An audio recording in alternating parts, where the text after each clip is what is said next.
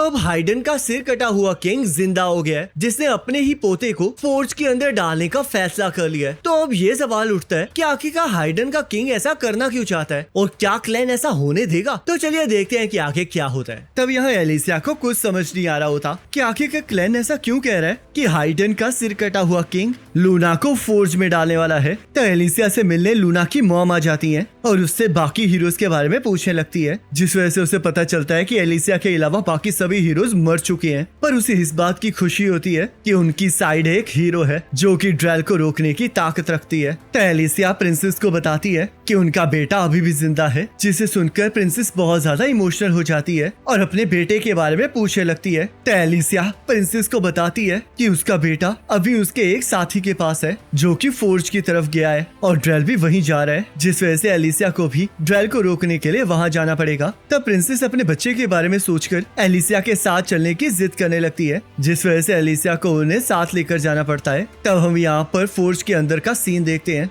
अब मैं इस बच्चे को फर्नेस लॉर्ड को ऑफर करने वाला हूँ। तो हाइडन के किंग के ये शब्द सुनते ही वो फोर्ज पूरी तरह से खुल जाता है, जिसके अंदर बहुत ज्यादा हीट होती है और जैसे ही क्लैन उसके अंदर एक पत्थर को फेंकता है वैसे ही वो पत्थर जलकर राख हो जाता है, जिस वजह से क्लैन हाइडन के किंग को रोक देता है। आखिरकार तुमने अपने ग्रैंड चाइल्ड को अच्छे से क्यों नहीं पकड़ा है? क्या ये तुम्हारा असली ग्रैंडसन नहीं है? तब हाइडन का किंग कहता है, ये मेरा ही ग्रैंडसन है जिसके अंदर रॉयल ब्लड है। तब क्लैन कहता है, अगर ऐसी बात है तो आखिरकार तुम इसे मारना क्यों चाहते हो? क्या ह्यूमन वर्ल्ड में ये सब कुछ कॉमन है कि अपने ग्रैंड चाइल्ड को इस तरह कचरे की तरह मार दिया जाए? तो हाइडन का किंग कहता है, ऐसा कुछ भी नहीं है और वैसे भी मेरी बॉडी मेरी मर्जी से मूव नहीं कर रही है, बल्कि ये इस टाइम इस फर्नेस की कमांड मान रही है। जो लोग किंग बनने के लिए पैदा होते हैं उन्हें पहले यहाँ पर एशेस में कन्वर्ट होना पड़ता है और तब उन्हीं एशेस से दोबारा से किंग का जन्म होता है और यही रिवाज है जो पुराने समय से अब तक चलता आ रहा है। पहले हम नेमिंग सेरेमनी रखते हैं और उसके बाद इस फर्नेस के अंदर उसका ट्रू नेम, ताकि ये कभी भी फर्नेस की मर्जी को मना ना कर सके।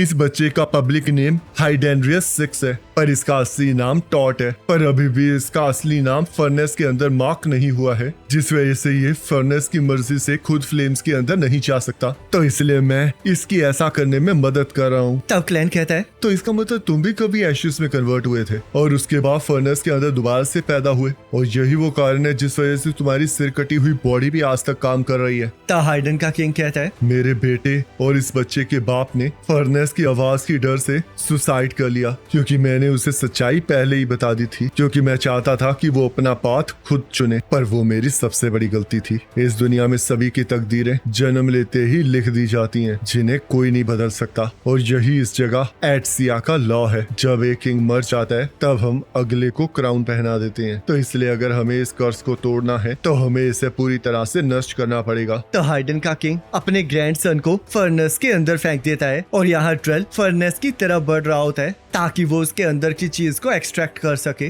और उसके बाद इस दुनिया को तबाह कर सके। तब यहाँ एलिसिया प्रिंसेस को उठा लेती है और फर्नेस की तरफ बढ़ने लगती है। मैं किंग नहीं हूँ तो इसलिए मुझे सच नहीं बताया गया, पर मेरे पति ने मरते टाइम मुझसे कुछ शब्द कहे थे जो कि मेरे दिमाग में आज तक घूम रहे हैं। उन्होंने कहा था कि इस टाइम कोई भी ट्रू हीरो नहीं है और जो अभी के हीरोज हैं उनके पास डीमन किंग को हराने की ताकत ही नहीं है। मुझे समझ नहीं आ रहा कि आखिरकार उन्होंने ऐसा कहा क्यों था। असलियत में 1000 साल के हिस्ट्री के रिकॉर्ड में भी किसी भी हीरो ने किसी भी डीमन किंग को नहीं हराया है, और वैसे भी पुराने रिकॉर्ड्स के ऊपर भरोसा करना बेवकूफी है। तो आखिरकार ये हीरो की कहानी है क्या? आखिरकार कहाँ है वो प्रूफ जो ये बता सकता है कि चालू डीमन किंग्स को हराकर हमारा वर्ल्ड सच में एक्सपैंड होगा? आखिरकार ये कहानी बनाई किसने है? मेरे हस्बैंड ने कभी भी इन सवालों का जवाब दिया ही नहीं, पर मुझे पूरा यकीन है कि एक किंग को सच्चाई पता होती है पर फिर भी वो उसे छुपाते हैं। तो अगर ये सच है कि डीमन किंग को हीरोज नहीं हरा सकते तो तुम तेरा को ऐसे भेजना बिल्कुल गलत था, और अगर ऐसा करने के पीछे भी कोई रीजन था तो फिर भी उन्हें सच्चाई बतानी चाहिए थी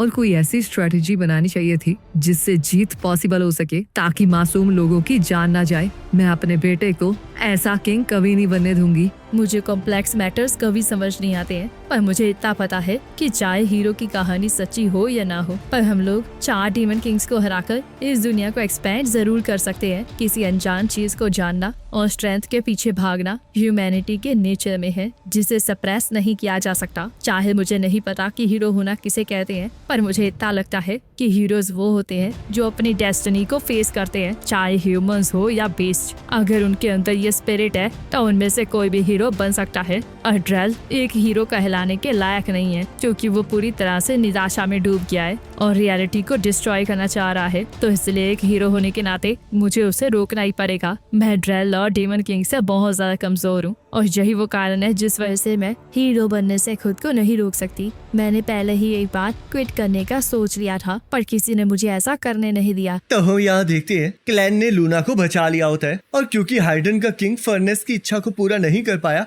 तो वो फर्नेस में गिरकर खुद ही जल जाता है। तब फर्नेस सीधा क्लैन पर हमला कर देता है पर क्लैन अपनी पावर से लूना और खुद को बचा लेता है और तभी फोर्ज के अंदर एक जोरदार धमाका होता है। तब डेमन किंग वार्डन ड्रेल को जल्द से जल्द फर्नेस तक पहुंचने के लिए कहता है, जिस वजह से एलिसिया ड्रेल को रोकने के लिए आगे बढ़ने लगती है और तभी वहाँ पर ग्रैट रॉड्स को लेकर आ जाता है जो कि आसमान से ही अपनी आइस फेयर की मदद से ड्रेल पर हमला कर देता है, जिससे कि ड्रेल अपने ड्रैगन के साथ नीचे गिर जाता है। पर ड्रेल को फिर भी कुछ नहीं होता और वो रोड्स को लात मारकर दूर फेंक देता है और जैसे अपनी तलवार से उस पर हमला करने लगता है एलिसिया आकर उसे रोक देती है। तब रोड्स और एलिसिया ड्रेल को हराने के लिए एक दूसरे के साथ हाथ मिला लेते हैं क्योंकि उन्हें एहसास हो गया होता है कि वो अकेले उसे नहीं हरा पाएंगे। तब ड्रेल उन्हें समझाता है कि चाहे वो मिल भी जाए तब भी वो इस टाइम ड्रेल की फॉर्म को नहीं हरा पाएंगे। तब ड्रेल अपनी 2 आंखों को और खोल लेता है और सीधा एलिसिया और रॉड्स पर हमला करके उन्हें दूर फेंक देता है और वो दोनों चाह कर भी ड्रेल के हमले को नहीं रोक पा रहे होते। तब ड्रेल एलिसिया को जख्मी कर देता है और जैसे उन पर दोबारा से हमला करने लगता है वैसे ही एलिसिया रॉड्स को आइस बनाने के लिए कहती है। तब रॉड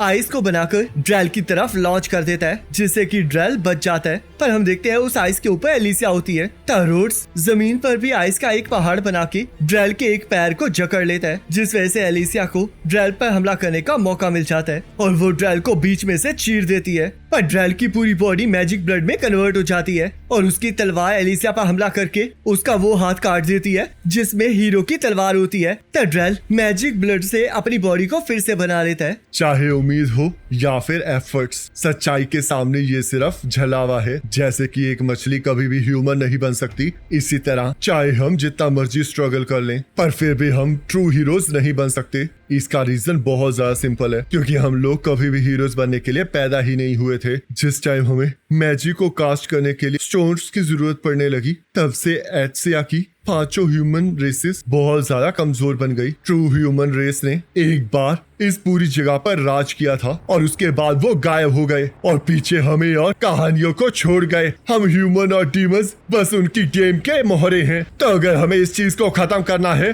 तो हमें हीरो की कहानी का हर एक टुकड़ा मिटाना होगा। तब ड्रेल उन पर हमला कर देता है जिसे रोड अपनी सफियर को घुमाकर रोकने लगता है। तब यहाँ क्लैन को सब समझ आ जाता है। तो ये बात है, अब मुझे वार्डन का पर्पस पता लग गया है। अगर मैं सोचूं तो मैंने आज तक कभी भी ट्रू ह्यूमंस को देखा ही नहीं, जिसका मतलब वो तब गायब हो गए थे जब मैं डेमन किंग बना ही नहीं था। तो इसका मतलब ये बात 1000 सालों से भी ज्यादा पुरानी है। ज़ेविथर को इसके बारे में पता था पर उसने कभी भी मुझे इसके बारे में नहीं बताया। वैसे ये भी कितनी अजीब बात है कि वो चीज जिसके अंदर हीरो की कहानी के टुकड़े हैं वो ये बुक ऑफ टॉर है। किसी तरह मैं इसके टाइटल को पढ़ सकता हूँ और वो भी इस वजह से है क्योंकि मैं अपनी शैडो से इसकी लाइट को छीन रहा हूँ। वो फर्नेस मटेरियलाइज होते ही गायब हो गया। तो इसका मतलब ये है फर्नेस लॉर्ड की ट्रू फॉर्म। यकीन नहीं आ रहा कि एक मामूली सी बुक ने हाइडन के किंग को एशेस में कन्वर्ट कर दिया और उसे दोबारा से पैदा किया। क्या ये किसी तरह का कोई मैजिक है? क्या इसी के कारण एलिसिया ने मेरे खिलाफ स्वॉर्ड उठाई थी? क्या इसी की वजह से लूना चलने वाला था? क्या इसी की वजह से मैंने सिटीज को डिस्ट्रॉय किया